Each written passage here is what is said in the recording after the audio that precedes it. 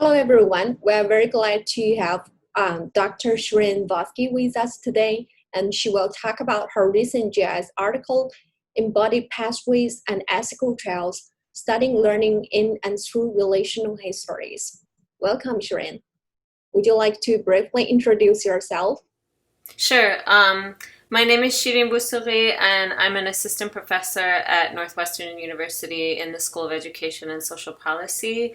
And I've been working in education and in educational research for some time, so I'm glad to be here. Can you describe what led you to the questions and phenomena described in this study? Sure. So I've been thinking about the development of social relationships as a goal of learning, not only as the conditions for learning for a long time. So Vygotsky has this kind of famous line about how human learning is a social process through which children grow into the intellectual life of those around them. And I think I'm resonating with that and asking about how children also grow into the relational life around them.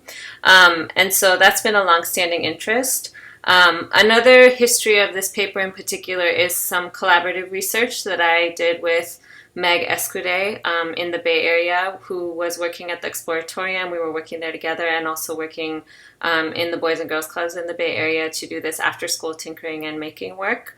And through that work, which was really a collaborative kind of design and research project, we started to notice the salience of embodied forms of assistance, of the roles of hands and eyes and bodies in the kinds of assistance that were offered and the kinds of experiences that students had, whether positive or negative within the learning environment. And so we started to notice how, for example, teachers would use their hands and words to offer students the feel of working with a new tool, or students might shift their bodies so that a peer could better observe how they were approaching a task, or sometimes block others from seeing what they were doing. We also noticed how educators would sometimes encourage newer members of the staff to notice how kids were working with their hands before intervening to offer support. So there was all of these rich ways that assistance was being offered or help was being offered through the use of the body. So that's another piece of the history of this article. And in this article in particular, we started to think about relational histories and how the history of the interactions actually play a role in the way that the setting develops over time. Thank you. It's really nice to know about the history and the ideas. So, what are the key questions and findings of the study? Yeah, so we started to ask about not only particular moments of embodied assistance and how they may convey assumptions about students' intelligence or competence, which was the history of work that we had done up until this point, but we actually started to look at the history of interactions and the relational histories within which they emerged, and started to ask about how students were supporting one another and how the ways that they were supporting one another carried traces of prior moments of assistance that they had received, sometimes from adult educators, sometimes from youth educators. And so there was kind of this particular moment that opened this up for us, which was myself working with a 6-year-old child named Stephanie who was trying to unscrew a screw. And I was kind of bringing in my hands to help her with the screwdriver to help her learn how to unscrew. And I noticed that every time my hands came in, her hands pulled away, which was a phenomena that we noticed, especially for students who were new to the setting or early in their experience, which signals, kind of typical, educator-student interactions and the locus of power. Like, you're going to show me how to do this rather than we're going to do it together. And we were trying to encourage this kind of joint activity and doing things together. So the second or third time that her hands pulled away, I told her, hey, put your hand back on my hand so you can feel the screwdriver. And she did that. And then she started to kind of get the hang of the feel of the tool. And a week later, we were at this pinball museum on a field trip studying pinball machines because the kids were going to make their own pinball machines. And I was working with Stephanie again, and I pulled the launcher on the pinball machine to show her how to launch the pinball. And without prompting, she brought her hand in and put it on top of my hand. And so it was this kind of aha moment that these moments of joint activity and these moments of meaningful assistance actually have histories in prior interactions and take shape within relationships that have a history. And so that really opened things up for us, and we started to look closely at different trajectories of these relational histories over time. In the article, we look at this across three time scales. So we have three cases. The first is actually a 5-minute interaction between two children and Meg, the educator, and the assistance that one child received in learning how to use the hot glue gun, she immediately then used to support her friend within that 5-minute interaction. So that was another kind of opening for us to notice how these forms of assistance actually travel through an interaction and how that can be traced empirically. And the second case spans about a week and looks at two children who were working together on a marble machine and having some difficulty coordinating their interaction and having some moments of conflict. And then the educator intervened to support them, and we noticed that the next week, when they arrived at similar kinds of moments of conflict, they actually utilized some of those resources in order to reorganize their interaction and engage in what we came to describe as a we. Instead of two I's engaging in the same space, they actually formed a we, and we argue that they came to inhabit a kind of shared conceptual world, and that process had to do with these very specific forms of embodied interaction that emerged through the mediation of the educator.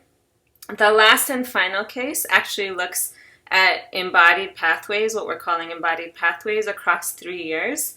And we look closely at how one particular 6-year-old child named Tanya received particular forms of assistance during her first year in the program, and then came to utilize those forms of assistance over time within that first year, but also how over the course of 3 years, she came to really take on an expert role within the space and became a very adept and capable peer facilitator. And when we look at her interactions in her third year supporting younger children, we see some of the very sophisticated and kind of thoughtful and intentional movements of seasoned educators within the space. And we really started to see how children were attuning to the kinds of assistance that were routine within the space, and also engaging in a kind of ethical perception, noticing the ethical valence of those forms of assistance and relationality, and then taking those up to support other children within the setting. It's really nice to see how you actually develop these cases. So how would you describe your methodological approach and any innovations you developed there? Yeah, so I was lucky to work with a wonderful team of graduate and undergraduate students, as well as Meg Escudé, who I mentioned.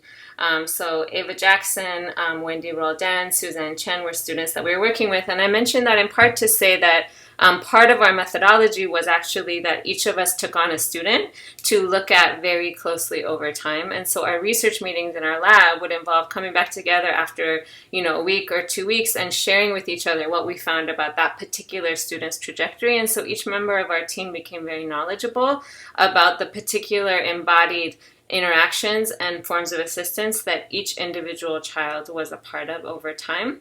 In addition to that, we started to look at how do you kind of trace these pathways, right? And by pathways, we mean if you have an experience of a moment of assistance, what happens after that? How does that moment of assistance potentially become salient beyond that moment? Is it something that you use to support other people? Which involved a lot of kind of genetic analysis, looking forward from beginnings. And one of the things we talk about in this paper is the importance of beginnings and the first few kinds of movements that happen within an interaction. And we also looked backwards from key moments, like, wow, this is a really cool moment of this child helping another child. Like, how did that come to be? What is the history of that interaction within that setting? And we call that kind of being historians of learning. And through these approaches, we began to see, again, how these embodied movements traveled through an interaction. The other methodological aspects of the work involved trying to understand how students themselves were reading these forms of embodied assistance in the moment and paying attention to how they were interpreting what kinds of assistance they were being offered and what they did with that.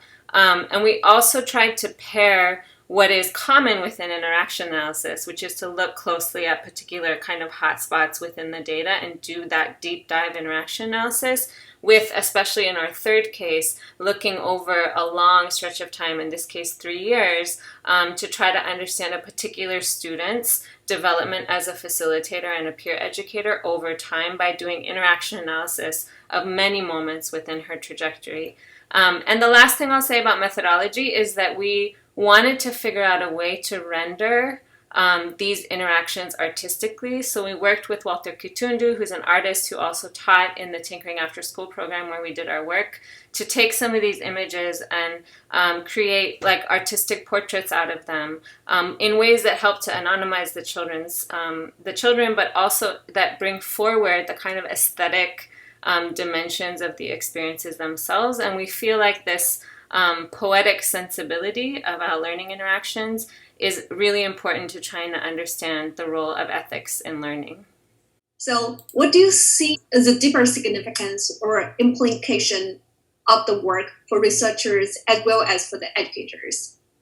Yeah, so one of the big ideas that I think is important here is this historical look at moments of embodied learning and embodied assistance. I have learned so much from the work on embodied cognition within our field, and I also think that we could do more to situate our analysis of particular moments in longer histories in ways that would help us understand the significance of the particular ways people engage in embodied interaction in the moment. So I think that historical look is a really important theoretical and methodological implication. I also think that we're contributing to a history of work that understands young children in particular as paying keen attention to the interactions of those around them, and we're contributing to that by really trying to think about their ethical interpretations and the ethical deliberations that they engage in when they make decisions about how to help each other within learning environments. And we also think that there are some important pedagogical implications for teachers. So I myself have experienced this as well as an educator and as a parent, which is that our help that we offer, our guidance that we offer in the moment, can have a kind of double meaning or multiple layers of meaning. And one of those layers of meaning is that it's help to support a student in the moment.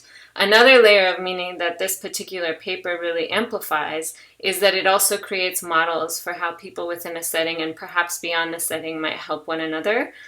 So it puts into motion some ethical and relational practices within a setting, which I think can support a kind of intentionality on the part of educators. And related to that is this focus on beginnings, right? That the beginnings may have particular ethical salience within a setting. How a setting begins, how a day begins, how an interaction begins, set into motion particular kinds of relational ethics as something that we want to think about.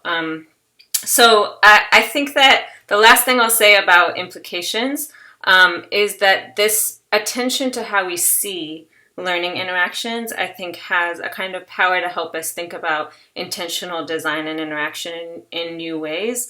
Something that I've noticed myself as a parent, being much more intentional about how I engage in embodied forms of assistance. And I think that kind of praxis is at the heart of what research can do. And I think we're learning a lot right now about the significance of face-to-face interaction. And I think that the ways that families are also spending extended time together now can open up some possibilities for some of the relational implications of this work. Thank you, Shirin. It's really nice talking with you about this paper. And for readers who are interested in this article, please scan the QR code and you can get the full paper on JLS website.